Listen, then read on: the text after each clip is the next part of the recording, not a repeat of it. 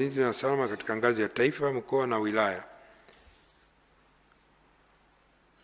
Kama walivyokuwa Watanzania wengine, walishtukizwa na hawakuwa wamejiandaa kwa kutosha kwa aina ya ghasia zilizotokea tarehe 9 Oktoba zilizotokea wakati huo katika mikoa 14, wilaya 33 na maeneo 202. Kupitia mabaraza ya polisi, maafisa na wakaguzi na askari polisi walipata fursa ya kueleza tume namna ghasia zimekuwa kubwa na hatarishi kwa maisha yao wao binafsi, lakini pia wafanya ghasia kutumia mbinu na silaha mbalimbali kukabiliana na askari. Askari mmoja alithibitisha kwa jeshi la polisi alikutegemea aina, ukubwa na usambaaji wa vurugu zilizotokea siku na baada ya uchaguzi mkuu. Mmoja alieleza, tulijipanga kwa maandamano yaliyotokea ni mkusanyiko. Afisa mwingine wa vyombo vya ulinzi na usalama alieleza kuwa tulijipanga kwa maandamano yaliyotokea ni uyoga nchi nzima. Kuhusu hatua zilizochukuliwa, Mheshimiwa Rais, baadhi ya kamati za mikoa zilijulisha tume kupitia taarifa zao kuhusu hatua mbalimbali walizochukua kudhibiti matishio ya uvunjifu wa amani. Mfano ni kamati ya usalama ya mkoa wa Katavi. Katika taarifa yake imeeleza kuwa baada ya kuanza kuona viashiria vya kuwepo kwa ghasia wakati wa uchaguzi, iliimarisha mikakati ya ufuatiliaji na taarifa za kiintelijensia na kuzifanya kazi kwa haraka. Aidha, kamati ya mkoa na kamati ya wilaya za usalama zilianza kufanya vikao vya pamoja ambavyo katika kipindi hicho zilikutana mara 11. Hali kadhalika, kamati ya usalama ya mkoa wa Kilimanjaro ilieleza tume kwa baada ya kuanza kuona viashiria na uwezekano wa kuwepo ghasia wakati wa uchaguzi, ilichukua hatua mbalimbali ikiwemo kufanya vikao vya kamati mara kwa mara kwa lengo la kupeana taarifa, kukutana na viongozi wa vyama vya siasa mara kadhaa na kukutana na vikundi vya bodaboda, na mkoa wa Kilimanjaro ni mmoja mkoa ambao hakuwa na changamoto za vurugu. Mheshimiwa Rais, niongelee kuhusu hatua za kudhibiti. Sheria ya Jeshi la Polisi na huduma saidizi inabainisha majukumu ya jeshi kwa polisi, kwani pamoja na kulinda raia na mali zao. Aidha, ili kutekeleza jukumu hilo, askari wa jeshi la polisi wameruhusiwa kubeba silaha wakati wa utekelezaji wa majukumu yao. Hata hivyo, ruhusa ya kubeba silaha inayotolewa chini ya sheria hiyo sio ruhusa ya moja kwa moja ya matumizi ya silaha hizo. Matumizi ya silaha yanapaswa kuzingatia misingi ya sheria na miongozo mbalimbali kuhusu matumizi ya silaha za moto. Na kifungu 19 kifungu kidogo cha kwanza kinaainisha masharti na mazingira ambayo silaha za moto dhidi ya binadamu zinaweza kutumika.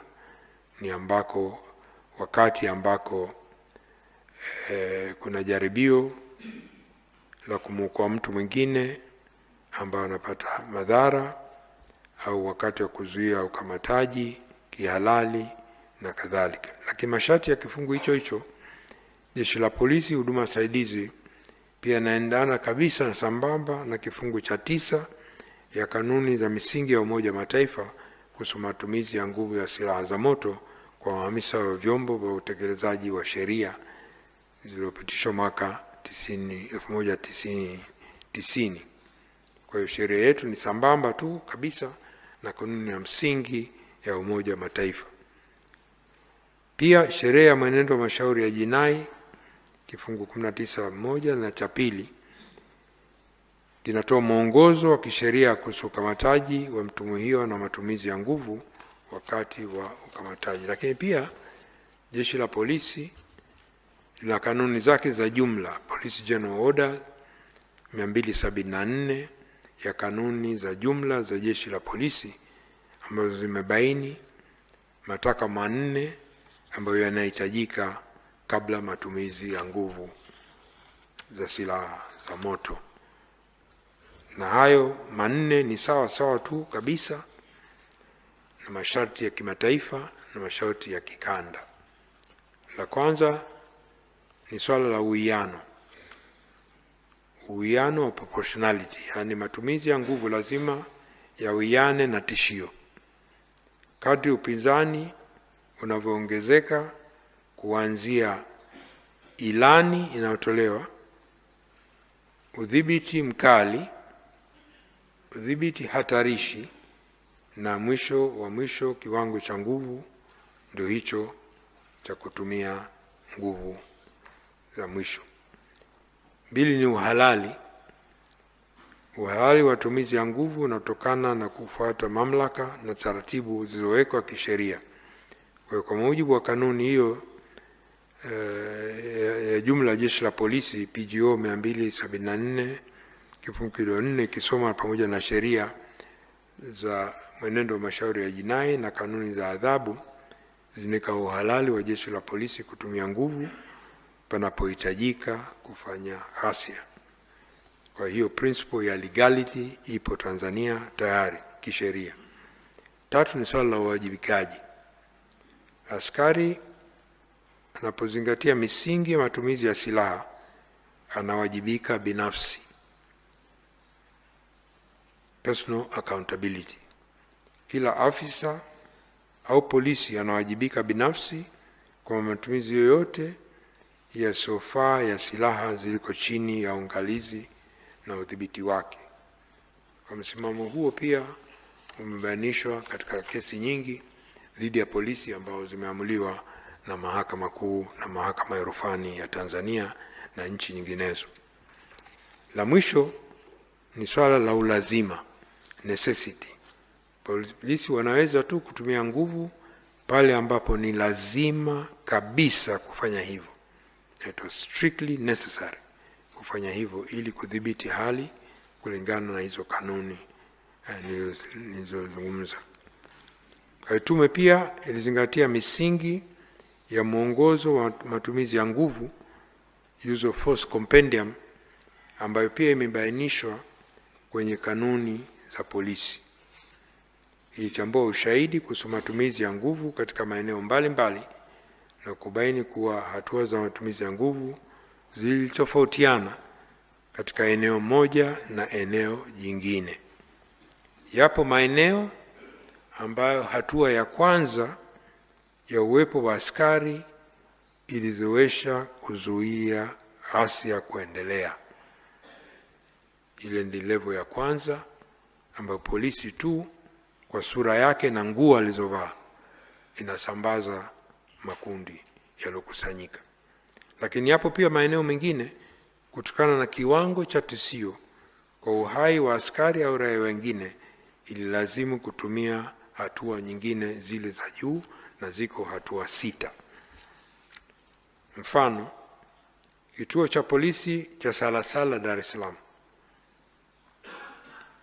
Mmoja ya askari aliyekuwa katika kituo hicho alieleza kuwa walikuja kituoni hapo, walivamiwa na kundi la watu zaidi ya 150 wakiwa na silaha za jadi ikiwemo mapanga, mishale, mikuki na madumu ya mafuta ya petroli, na kutokana na hali hiyo walilazimika kutumia mabomu ya machozi na baadaye kuamua kukimbia baada ya kuzidiwa nguvu. Shahidi mwingine kutoka kituo cha Nyamagana Mwanza alieleza hali ilivyokuwa eneo la stendi kuu ya mabasi ya mwendo ya kwenda Nyegezi, ambapo kundi la watu 300 au 400 walikuwa na silaha za jadi ikiwemo sime, nondo, marungu, wakiwa wanafanya ghasia kwenda moja na kuchoma moto mali za watu. Kutokana na hali hiyo walilazimika kutumia mabomu ya machozi, na hadi ilipozidi kuwa mbaya ya hatari walazimika kutumia silaha za moto. Kwa mujibu wa ushahidi huyo Katika tukio hilo askari walikuwa 9 dhidi ya kikundi cha wafanya ghasia 400. Askari mwingine kutoka kikosi cha kutuliza ghasia Mwanza alieleza pia kuwa siku hiyo Oktoba saa 7 mchana wakiwa katika eneo karibu na benki ya CRDB na NMB Buzuelo, askari polisi walikuwa wakiwaokoa askari wengine na walilazimika kutumia mabomu ya machozi ili kuwatawanya wafanya ghasia na kuokoa askari wenzao walikuwa katika hali mbaya.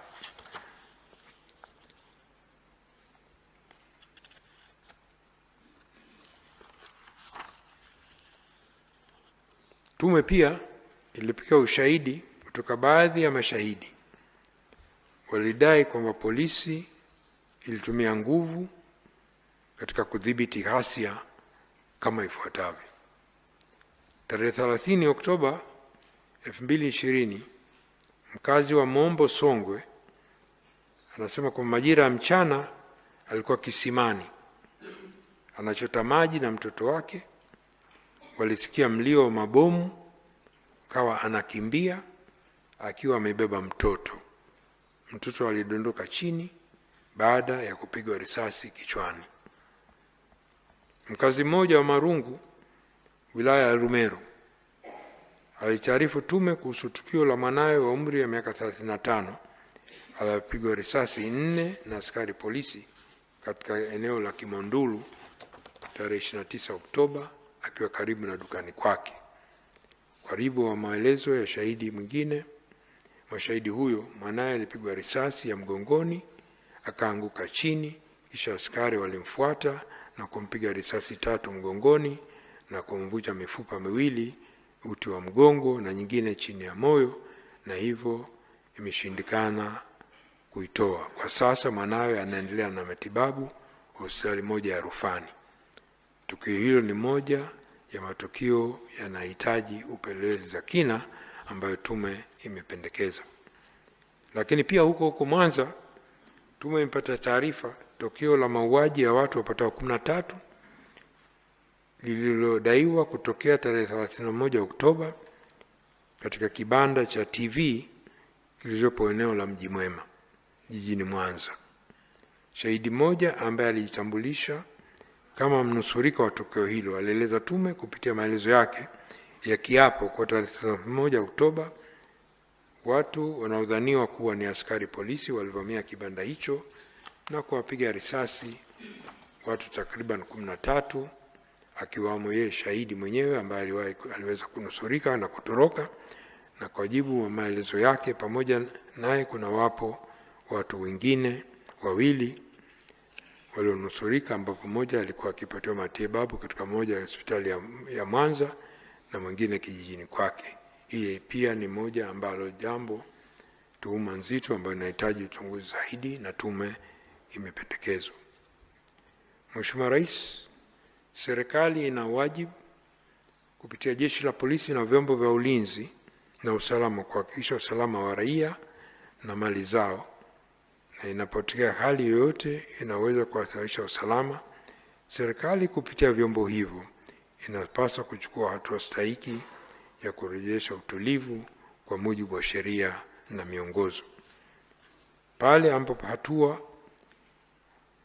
zilizochukuliwa zimesababisha madhara kwa raia kutokana na matumizi ya nguvu ya afisa au maafisa wa vyombo vya ulinzi na salama, basi upelelezi wa haraka uhuru kikamilifu unatakiwa ufanyike kwa mujibu wa miongozo yetu nchini, ya kikanda na kimataifa. Lengo ni kulinda amani ya wananchi kwa serikali na vyombo vyake ili kuhakikisha dosari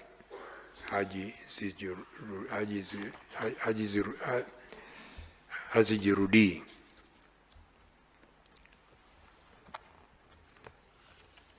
Hadidu za rejea nyingine ilikuwa ni utawala wa sheria na uwajibikaji.